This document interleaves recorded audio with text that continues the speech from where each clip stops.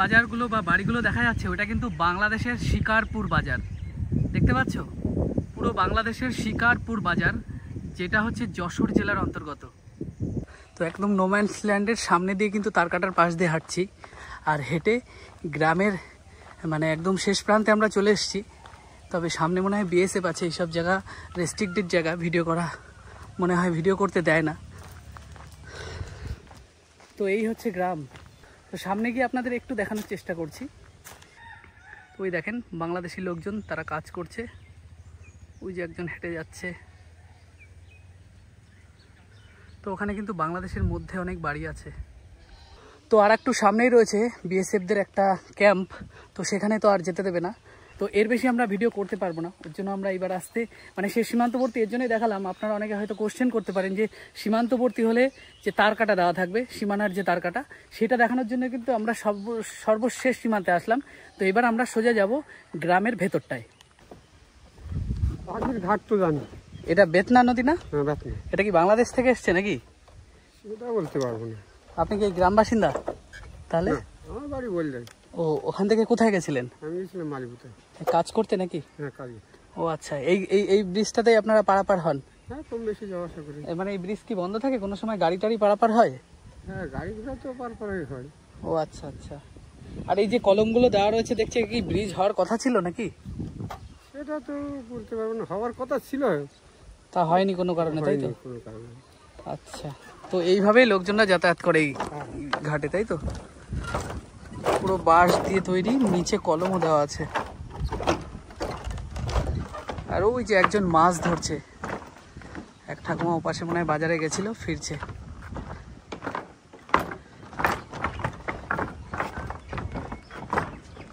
দাদা, এটা বেতনা নদী না?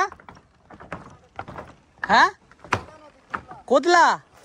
ও আচ্ছা, এটাই তো বাংলাদেশে চলে গেছে না? মাছ পেয়েছো?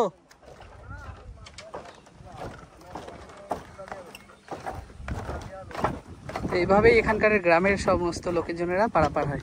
আপনি কি ওপাশে যাচ্ছেন নাকি এই কুলপি বিক্রি করতে? প্রত্যেক দিন যান নাকি? বাহ, ধরতে হচ্ছে। যান। এটা কাকু ঠেলে দিল, কেননা এই জায়গাটা একটু উঁচু মতো আছে। তো এইভাবে সমস্ত লোকজনেরা এক গ্রাম থেকে, মানে নদীর ওপারটা আর এক গ্রাম, ওটা সীমান্তবর্তী গ্রাম, আর এটা হচ্ছে আর একটা গ্রাম যেখান থেকে আমরা আসলাম। মেন ভূখণ্ডের সাথে এদিক থেকে যোগাযোগ আছে। তো এইভাবে গিয়ে ওনারা কিন্তু একদম সীমান্তবর্তী যে সমস্ত গ্রামগুলো আছে সেই গ্রামের মধ্যে ওনারা যোগাযোগ স্থাপন করে, জিনিসপত্র নিয়ে গিয়ে বিক্রি টিক্রি করে।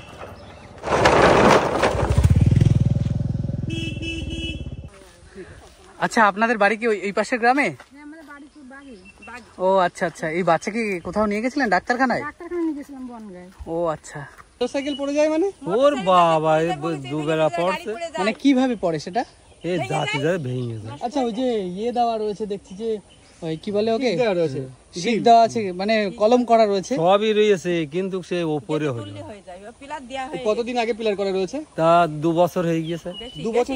3 বছর। 3 বছর? 3 বছর। আচ্ছা, তার আগে যে সময় কথা ছিল? হ্যাঁ, কথা ছিল। যে সময় ছিল না, সে সময় আপনারা কিভাবে ওই পারাপারে এরকম ইয়ে করা যাইতো? নৌকা যেত নাকি? গাড়ি যখন পড়ে যায় আপনার এই নদীর মধ্যে, তখন তোলেন কিভাবে? ওই কি কষ্ট করে শ্রীরাম গাড়ি, মানে গ্রামবাসীকে ডাকলে তারা আসে? ও আচ্ছা আচ্ছা। এই গ্রামবাসীরাই করে। 1 লাখ টাকা করে খরচ হয়। মানে কিসের এই সাগরটা তৈরি করতে? হ্যাঁ, এই গ্রামবাসীরা টাকা দিয়ে করেন? আমরাই করি। আর যারা পারাপার হয় তার কাছ থেকে টাকা নেন না? মানে ফ্রিতে একদম? ও ধরো ওই 3 বছর, আর তারা হইলো না। আচ্ছা আচ্ছা আচ্ছা। যারা পারাপার করে তাদের কাছ থেকে কোনো টিকিট বা ভাড়া নেন না? না। কিন্তু অন্য জায়গায় তো নাই, কিছু জায়গায়। হ্যাঁ, সব জায়গায়। সামনে একটা ঘাট আছে, ওখানে শুনেছি বাংলানির ঘাট, ওটা পয়সা নাই। আচ্ছা আচ্ছা। ওখানে পয়সা আছে, এখানে পয়সা। আপনারা নিজেদের গ্রামের সাধারণের স্বার্থে আপনারা কোনো টাকা পয়সা মানে কেউ নেয় না, তাই তো? আচ্ছা আচ্ছা। এই যে টাকাটা যে খরচ হয় সেটা কি আপনারা গ্রামবাসীরা মিলে আমরা গ্রামবাসী করি? ও আচ্ছা। এই গ্রামবাসী করি। ওই মানে চান্দা তুলে দেখা যাচ্ছে 200 টাকা, 500 টাকা, 600 টাকা এরকম চান্দা তুলে এই করা হয়। শুধু গ্রামবাসী যারা আছে তারাই? হ্যাঁ। বাইরে কেউ? না না না না, বাইরে হাত বাড়ায়। তো এই যে ব্রিজটা দেখা যাচ্ছে, এই ব্রিজে মানে এটা মেন ভূখণ্ড হচ্ছে ওপাশ থেকে চলে গিয়ে আশারু বা বনগা, তার সাথে সমস্ত গ্রামবাসীরা যারা সীমান্তবর্তী গ্রামে থাকেন তারা যোগাযোগ করেন। তো এই ব্রিজটাই একমাত্র মাধ্যম, এখনো ব্রিজ পুরোপুরি কমপ্লিট হয়নি। সামনে আর একটা ব্রিজ আছে। তো এখানকার যে এই যে ব্রিজটা, এখানে কিন্তু বয়রা, মামা ভাগ্নে, বাগদার আরও আশেপাশে যত সীমান্তবর্তী গ্রাম আছে তারা কিন্তু এইটাই তাদের প্রধান যোগাযোগের মাধ্যম। ঠিক এইভাবে তারা গাড়ি বা অন্যান্য ছোট গাড়িগুলো, বড় গাড়ি পারাপার হয় না, তারা এইভাবেই কিন্তু এই ব্রিজের ওপর দিয়ে গিয়ে তারপর তাদের সীমান্তবর্তী স্থান তারা যেখানে থাকে সেই জায়গায় তারা তাদের যোগাযোগ ব্যবস্থাটা করে। তো সামনে যাচ্ছি আমরা, তো সেই গ্রামটা আপনাদের তুলে ধরবো এবং তাদের যে জীবিকা বা তারা কি করেন সেই সমস্তটা দেখতে পারবেন। তো দেখতে থাকুন। তো এই রাস্তা বরাবর সীমান্তবর্তী গ্রামের মধ্যে আমরা ঢুকে গেছি। এবার ঢুকে গিয়ে আমরা আস্তে আস্তে সামনের দিকে চললাম।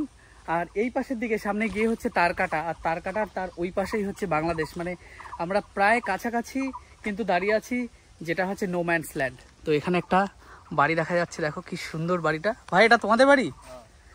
বাহ, খুব সুন্দর তো বাড়িটা। কে কে আছে বাড়িতে? আমি আছি, মা আছে, বাবা আছে, বোন আছে, ভাই আছে, দাদা আছে। পড়াশোনা করো? হ্যাঁ। কিসে পড়ো? 10-এ। ক্লাস 10-এ? কোথায় স্কুল? এই সামনে। মানে তোমাদের এই যে সীমান্তবর্তী এলাকা, সামনে তো মনে হয় বিএসএফ রক্ষী আছে না? তাই এমনি রাত্রে টাত্রে কোনো অসুবিধা হয় টয় কি? না, কোনো অসুবিধা হয় না। আর কোন স্কুলে পড়ো তুমি বললে? মাদ্রাসায়। ও আচ্ছা, আর এটা তোমাদের বাড়ি? বাড়িতে খুব সুন্দর এই যে ক্ষেত টেত সব করা রয়েছে, তাই তো? এই দোলনা কে বানিয়েছে? বাবা বানিয়েছে এই দোলনা?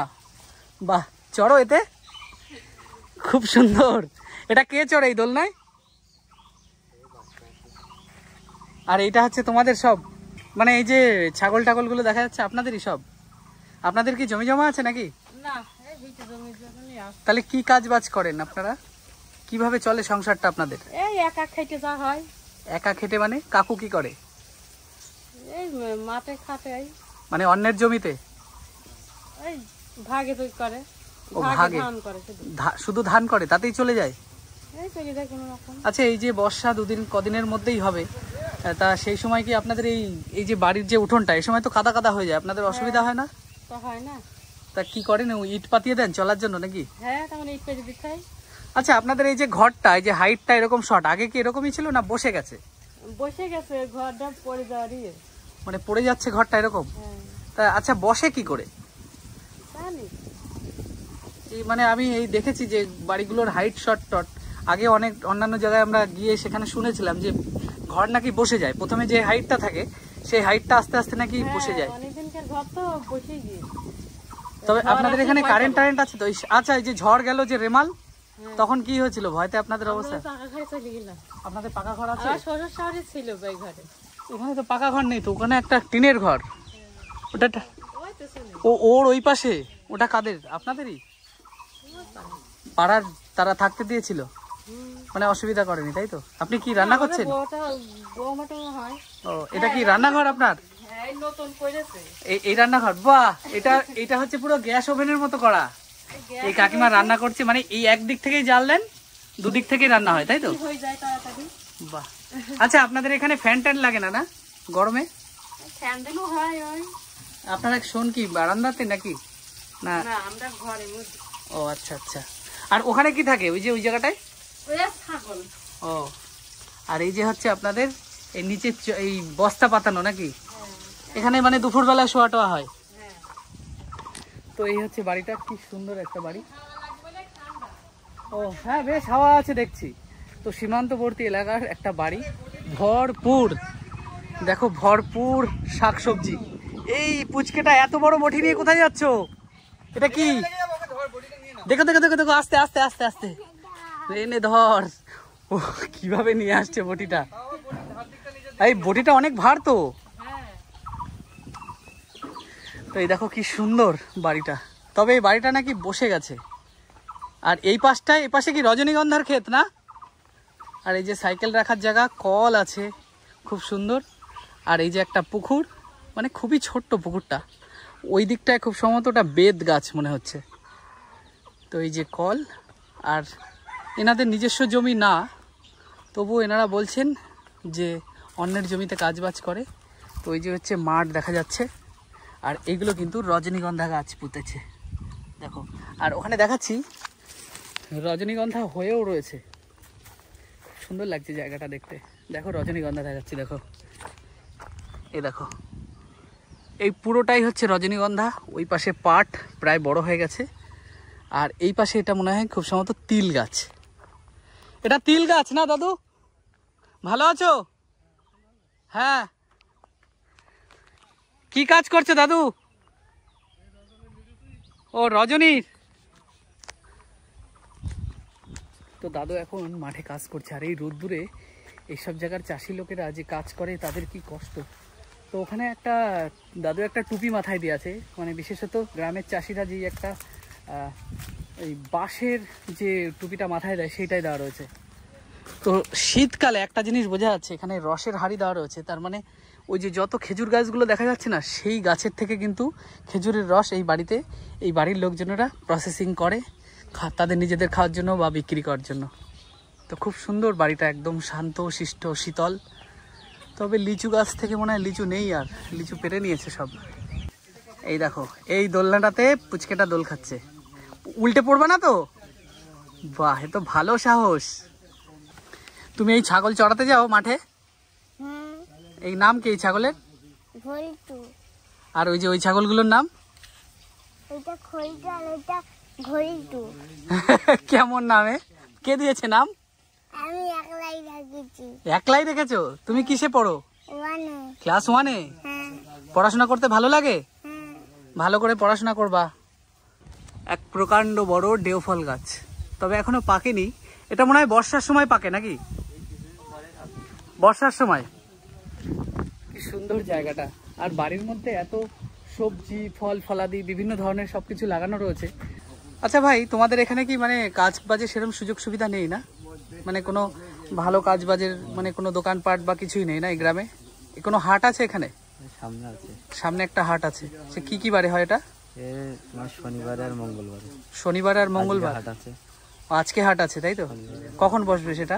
এটা বিকেলবেলা। বিকালবেলায়? ও আচ্ছা আচ্ছা। কটার থেকে বসে? দুটোর থেকে। দুপুর 2টো থেকে বসে যাবে? বাহ, ঠিক আছে, ভালো থাকবে তোমরা সবাই, ভালো থাকবে, টাটা। তো এই দেখো এই গ্রামটার অবস্থা। এখানে প্রচুর দোকানগুলো আছে, যেই দোকানগুলো বন্ধ। এখানে লোকজন সংখ্যা এত কম আসে, এই জায়গাটার পরিস্থিতি দেখে বোঝা যাচ্ছে। দেখো কেমন অবস্থা। একটা মনে হয় চায়, আচ্ছা এটা কি চায়ের দোকান নাকি? খুলবে না সন্ধ্যেবেলায়? কেন দিনের বেলা খোলেন না কেন? লোকজন কম না? দেখেন কি অবস্থা। আর এটা হচ্ছে রাস্তার পরে এক বাড়ি, দেখেন একদম রাস্তার পাশে টিন টালি দেওয়া। এই যে হচ্ছে এই বাড়ির রান্নাঘর, আর ওই যে হচ্ছে আমাদের পায়খানা বাথরুম। এটা হচ্ছে আপনাদের বাড়ি তাই তো? আচ্ছা, এই মানে সন্ধ্যেবেলায় কেমন ইনকাম পত্র হয় আপনার দোকানের? আমাদের দোকান না, ওই বলায় ওই ও আচ্ছা, এটা আপনাদের দোকান না? তাহলে সংসার চলে কি করে? আমার বাবা কাজ করে, তাই ওই গাছ কাটা কাজ করে। ও আচ্ছা। আর বাড়িতে কে কে আছে আপনাদের? আমার বাবা মা ভাই, আমরা 4 মা বউ আছে। ও আচ্ছা, এটা কি আপনাদেরই জমি নাকি? না, খাস জায়গা। তাই আপনারা থাকছেন কত বছর ধরে? ক বছর ধরে আছে এখানটায়? 30 বছর। আচ্ছা, মানে কেউ আপনাদের তুলতে পারবে না তো? ও আচ্ছা আচ্ছা। কাকিমা আসবো, একটু কথা বলবো? ও ভেতরে আছেন, কাকিমারা শুয়ে রয়েছেন। আচ্ছা, কাকু আছেন? ভালো আছেন? না না ঠিক আছে। আচ্ছা, কি কাজ করে কাকু? গাছ কাটা কাজ করেন? ও আচ্ছা আচ্ছা। আর এই যে হচ্ছে আপনাদের বাড়ি, আর এই সংসারে একজনই উপার্জন করে আপনাদের? আচ্ছা, এই আপনাদের সীমান্তবর্তী এই যে নদীটা গেল, এই নদীটার নাম কি? বেতনা। ও আচ্ছা, এই বাচ্চা কাঁদছে, ধরেন ওকে, আমার গলার আওয়াজে মনে হয়। যাই হোক, ভালো থাকবেন, সাবধানে থাকবেন। তো এই সীমান্তবর্তী গ্রামের এখানে পাকা রাস্তা আছে যদিও, তবুও কিন্তু এই যে বাড়িটা দেখালাম, উনি একটা দোকানে বসেছিলেন, যে একটা মহিলা, ভদ্র মহিলা ছিলেন। তো ওই ভদ্র মহিলার দোকান না, উনি ওখানে বিশ্রামের জন্য উনি শুয়েছিলেন। তো এখানকারের যে পরিস্থিতি সেটা কিন্তু খুবই একটু আলাদা, তার কারণ এখানে ইনকাম সেরকম কোনো সোর্স নেই, লোকের জমিতে কাজবাজ করেন এনারা। আর এই হচ্ছে বাড়ি। তো এনাদের নিজস্ব জমিও না, এটা এনার খাস জমি সরকারি, প্রায় 30 বছর ধরে এখানে আছেন। তো এখানকার কিছু পরিস্থিতি কিন্তু এরকম। এটা হচ্ছে বেতনা নদী। তার আগে আমরা যে ব্রিজটা পার হলাম সেটা ছিল কোদলা নদী। তো এই বেতনা নদীর অবস্থাটা দেখো, একেবারে শুকনো, মানে এখান থেকে এই একটু আগে আমরা ওই পার গ্রামে ছিলাম, ওপার থেকে এপাশে আসলাম রাস্তা ধরে। তো এই জায়গায় নদীটার অবস্থা এরকম শুকিয়ে গেছে, তবে যে সময় ভারী বর্ষা হবে সে সময় হয়তো একটু জল থাকবে। প্রকাণ্ড বড় বট গাছ। তো এই বট গাছের নিচে এখানকার যত সীমান্তবর্তী গ্রামবাসীরা আছে তারা আসে দুপুরবেলার দিকে, তাদের যত কাজ বাজ আছে তারা সেরে তারপর এখানে বিশ্রাম নেওয়ার জন্য আসে। কি সুন্দর শীতল ছায়া জায়গা। তো রাস্তার পাশে এক দাদু দেখলাম, খুব সুন্দর শীতল বাঁশবাগানের নিচে ছায়া জায়গায় দেখো দাদু ঝুড়ি বানাচ্ছে। দাদু এই বাঁশ কি এই গাছের এখান থেকেই নেওয়া আপনার? আপনার কি কিনতে হয় এই বাঁশ? এটা কি ঝুড়ি বানাচ্ছেন, এর নাম কি? মুরগি ঢাকা। সব ধরনের ঝুড়ি বানান আপনি? এই মুরগি ঢাকা ঝুড়ি কত নেন আপনি? তাহলে দিনে কটা বানান আপনি এটা? 4টে। আর ছোট ঝুড়ি যদি বানান কটা হয়? আচ্ছা এই ঝুড়ি তো নষ্ট হয় নাকি? নষ্ট হয়। কতদিন টেকসই এর? আপনার কাছ থেকে কি কেউ কিনে নিয়ে আসে না আপনার হাটে যেতে হয়? ও আচ্ছা আচ্ছা। আপনার বাড়ি কাছেই নাকি? ওই পাশে। বাহ। তো এই যে একটা, এটা কমপ্লিট ঝুড়ি না দাদু? খুব সুন্দর ঝুড়ি। এটা এখনো শুকানো হয়নি মনে হয় নাকি দাদু? এই যে ধার গুলো, এতে কি হাত কেটে যাবে নাকি? তো এই দাদুর এই যে সরঞ্জাম, প্রচুর বাঁশ কেটে রেডি করে রেখেছে, খুব সুন্দরভাবে কাজ করে যাচ্ছে দাদু। এটা কিছু আমি তো ভাবলাম কিছু লেগেছে ভাইটার, তো দেখছি তো ভাইটার হচ্ছে কি হয়েছিল বললেন আপনি? জন্ডিস। জন্ডিসের জন্য, তাই তো? তার ডাক্তার মানে আপনারা নিজেরা চিকিৎসা করেছেন?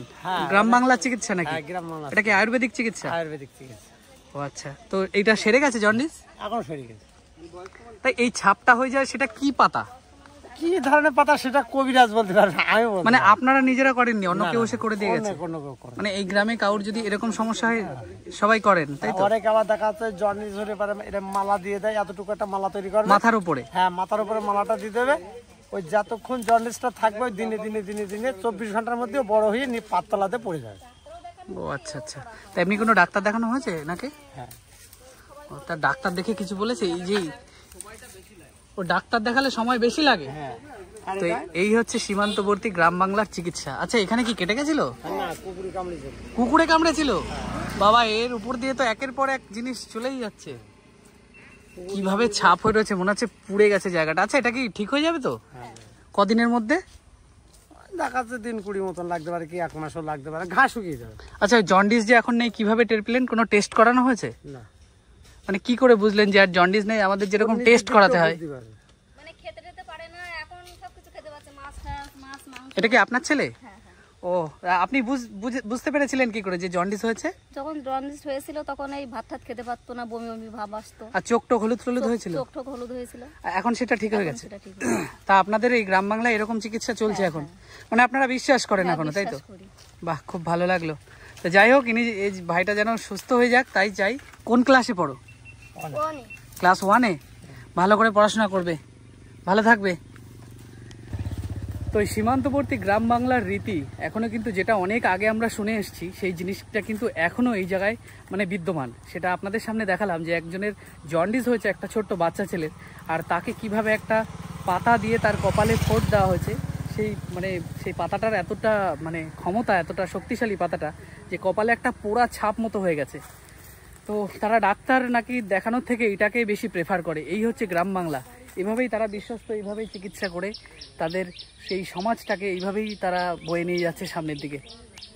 তো এই সুন্দর রাস্তাটা ধরে আমরা আসলাম, একেবারে সীমান্তবর্তী এলাকার ভেতর দিয়েই আমরা ঘুরে বেড়াচ্ছি।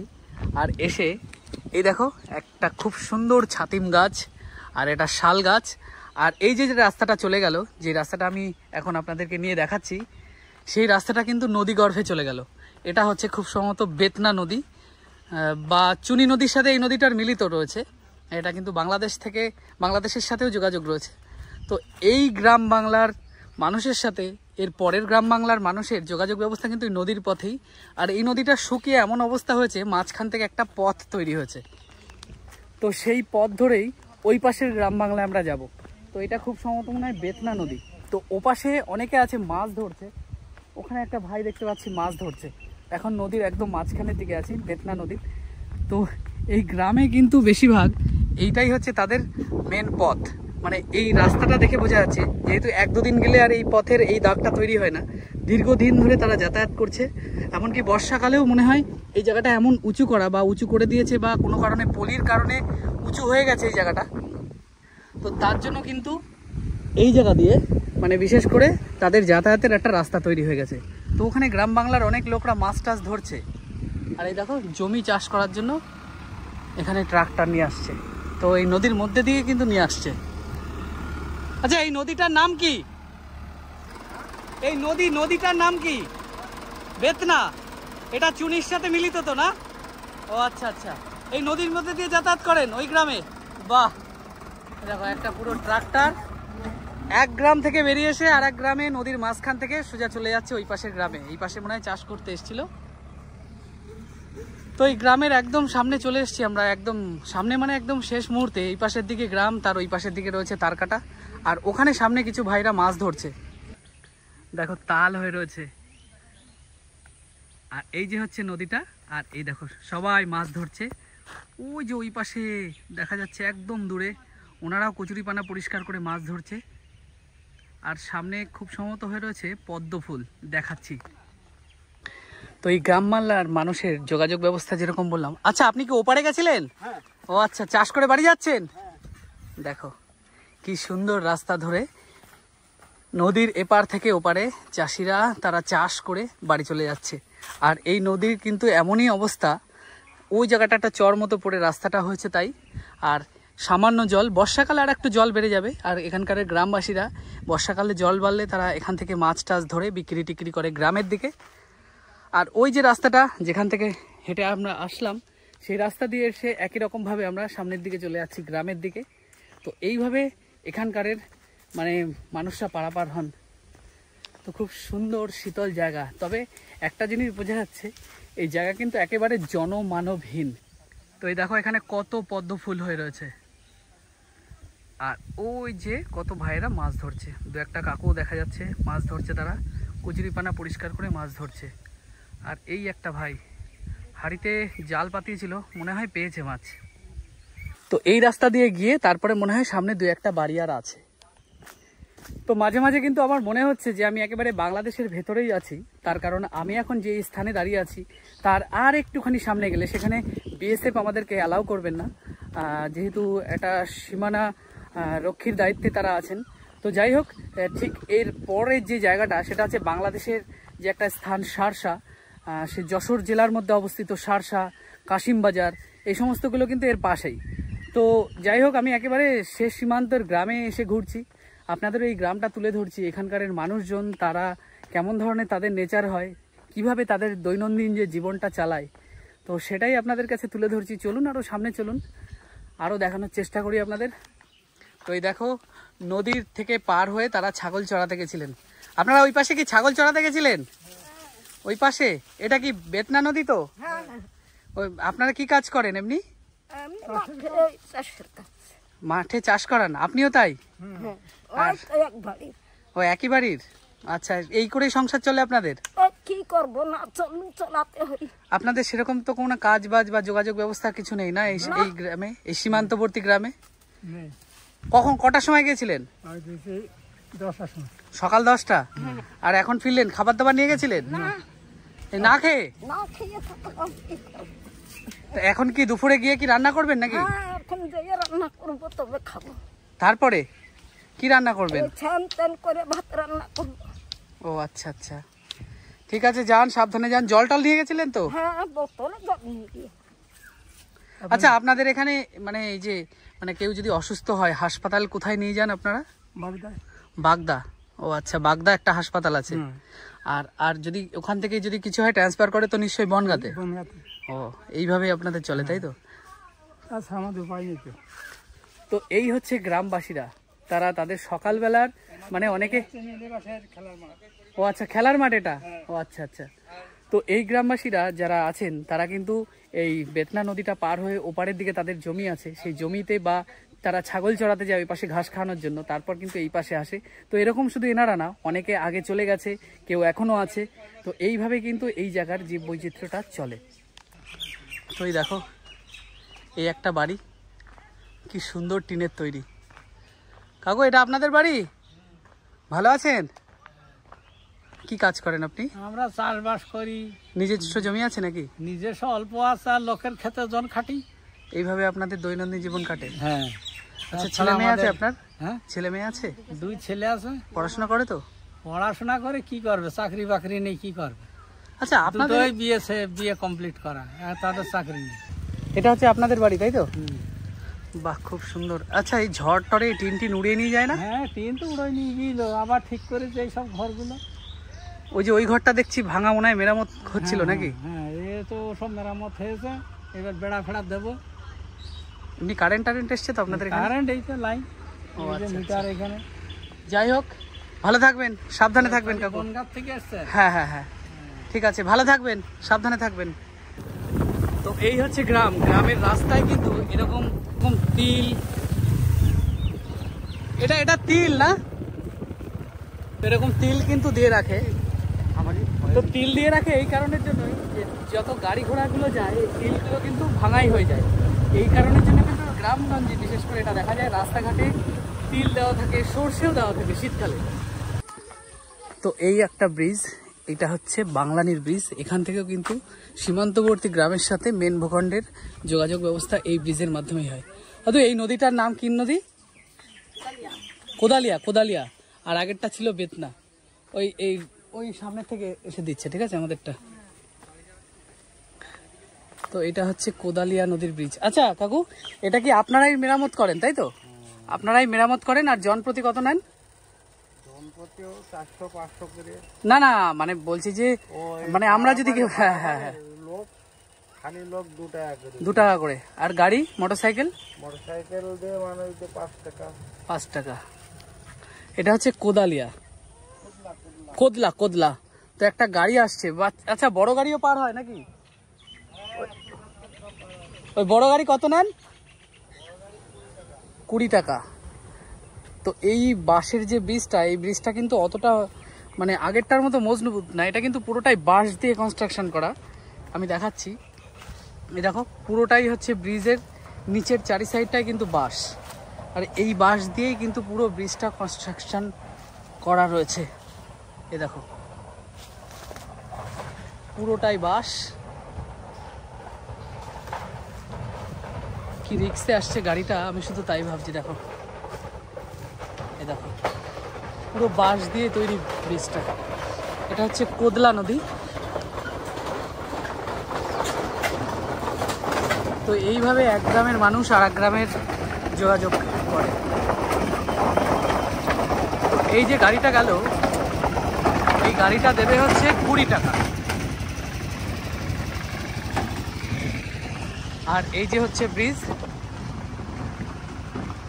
দেখো ব্রিজটার অবস্থা। আর কচুরিপানায় কিন্তু বোঝাই এই সাইডে। ওখানে কিছু নৌকা রয়েছে, তার মানে এখানে যে সময় খুব জল টল হয় সে সময় কিন্তু মাছ টাছ ধরে। তো এই যে নদীটা, মানে এই যে কোদলা নদী, তার যে ব্রিজটার উপর দিয়ে হাঁটছি, জন প্রতি 2 টাকা, মোটরসাইকেল 5 টাকা, এরকম গাড়ি হলে 20 টাকা, টোটো হলেও নিশ্চয়ই 20 টাকা নেয়। তবে ব্রিজটা কিন্তু আগের ব্রিজটা থেকে দুর্বল। এই ব্রিজটা পুরোটাই বাঁশ দিয়ে তৈরি। আর সীমান্তবর্তী এলাকার ব্রিজ সেহেতু এখানকার মানুষরা এই যে বাঁশের সাঁকো বা ব্রিজ, এই ব্রিজ দিয়ে করে। তবে এইটা মেনটেন করে এখানকার স্থানীয় কিছু লোকেরা, তারা ওখানে একটা কাউন্টার মতো করা আছে, ওখান থেকে পয়সাটা তোলে। তবে এই নদীটায় কিন্তু কিছু কিছু জায়গায় গিয়ে একেবারে শুকনো। তো এই হচ্ছে শেষ প্রান্ত।